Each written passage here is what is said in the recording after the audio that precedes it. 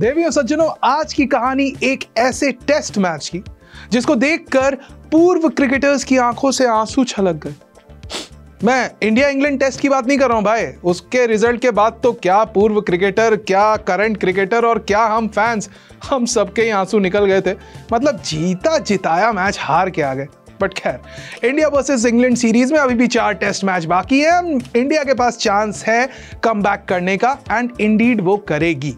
लेकिन आज की कहानी ये है वेस्ट इंडीज वर्सेस ऑस्ट्रेलिया के 2 टेस्ट मैच सीरीज की, जिसके फाइनल टेस्ट में वेस्ट इंडीज ने गाबा में ऑस्ट्रेलिया पर बोल दिया धावा। क्या शेरो शायरी हो गई है? चलो स्टार्ट करते हैं। हाय, मेरा नाम है बादशाह, आप देख रहे हैं अनकट, जहां पे नो फिल्टर नो ज्ञान। और आज हम करेंगे round up West Indies versus Australia के दूसरे टेस्ट मैच का, जो खेला गया गाबा में, जहां पर इस मैच को जीतकर वेस्ट इंडीज ने इतिहास रच दिया, या यूं कहूं 27 साल बाद इतिहास दोहरा दिया। आखिरी बार वेस्ट इंडीज ने ऑस्ट्रेलिया को हराया था किसी टेस्ट मैच में, ऑस्ट्रेलिया में ही, पर्थ में 1997 में, और उसके बाद अब 2024 में।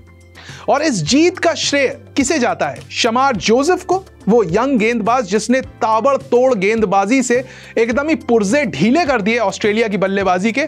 नहीं, उनको नहीं।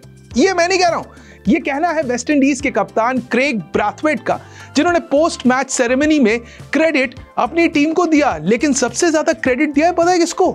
पूर्व ऑस्ट्रेलियन क्रिकेटर को। ये पूर्व ऑस्ट्रेलियन क्रिकेटर हैं रॉडनी हॉग, जिन्होंने एक इंटरव्यू में कहा कि बॉस, ये छोटी छोटी टीमें क्यों आगे खेलती हैं। उनका इशारा वेस्ट इंडीज की तरफ था बाय द वे, क्योंकि वेस्ट इंडीज जो है पहला टेस्ट 3 दिन में ही हार गई थी। और उसके बाद रॉडनी साहब का यह मानना था कि ऐसी टीमों को क्यों लेकर आते हो यार, मतलब इनको देखते हुए मतलब शर्म सी आती है, पैथेटिक हैं, कमजोर हैं, और इनके बाजुओं में वो ताकत नहीं है जो पहले की वेस्ट इंडीज टीम में हुआ करती थी।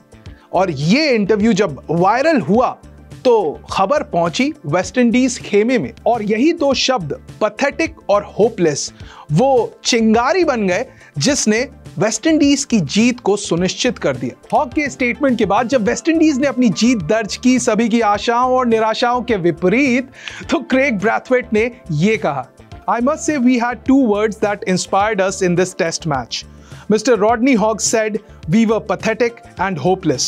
That was our inspiration. We wanted to show the world we are not pathetic. And I must ask him, are these muscles big enough for him? भाई, इस जीत के बाद वेस्ट इंडीज के fans और फॉर्मर क्रिकेटर्स इतने भावुक हो गए, स्पेशली ब्रायन लारा, कि कमेंट्री करते हुए उन्होंने कहा, it's unbelievable, 27 years to beat Australia in Australia. Young, inexperienced, written off. This West Indian team can stand tall today. Today is a big day for West Indies cricket. भाई, दिन तो बड़ा ही था, एंड स्पेशली 4 यंगस्टर्स के लिए, जिसमें से एक यंगस्टर का नाम तो यहां पे मेंशन करना बनता है, और वो है शमार जोसेफ, जिन्होंने 7 विकेट लिए 68 रन देकर। एंड माइंड यू, जोसेफ ने ये 7 विकेट तब लिए जब उनके टो में इंजरी थी। यस, मिचेल स्टार्क की एक टो क्रशिंग यॉर्कर की वजह से उनकी टो में इंजरी हुई, जिसके बाद उनका अगले दिन खेलना ऑलमोस्ट नामुमकिन था। लेकिन पता नहीं उनके फिजियो ने कौन सा इंजेक्शन दिया या कौन सी दवाई उन्हें खिलाई कि भाई मैच फिट हो गया लड़का, और इस दर्द के बावजूद भी उसने ऐसा प्रदर्शन दिया कि भाई इतिहास याद रखेगा शमार जोसेफ को। शमार जोसेफ की तारीफ करते हुए कप्तान क्रेग ब्रैथवेट ने कहा, he is a superstar. I know he'll do great things for the West Indies in the future. Just his belief is incredible. He told me that he won't stop bowling till we win it. Very proud of the guys. They showed a lot of fire and heart, especially after the first test. Very nice to see how they put in a fight, especially the batters. We can only learn from this win. I believe the more the better. That's how we learn. I would love more test cricket for sure. और भाई, सिर्फ वही नहीं, हम भी चाहेंगे कि West Indies इसी तरीके से अपना गेम इंप्रूव करे और अपने ग्लोरी डेज को वापस से अचीव करे।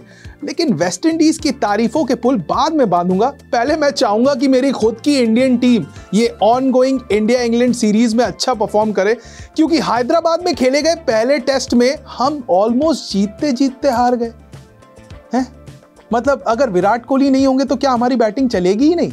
और क्या सिर्फ रोहित शर्मा के ऊपर ही दारोमदार है हर बार रन स्कोर करने का, या केएल राहुल पर भी? कमेंट करके बताइए। बाकी वेस्ट इंडीज का ये मैच अगर आपसे मिस हो गया हो तो ये वीडियो मिस मत करना, और देख लिया तो बहुत बहुत धन्यवाद। इसको शेयर भी जरूर करना अपने दोस्तों के साथ, क्रिकेट फैंस के साथ। And until the time we meet again, I am Badshah and this is uncut.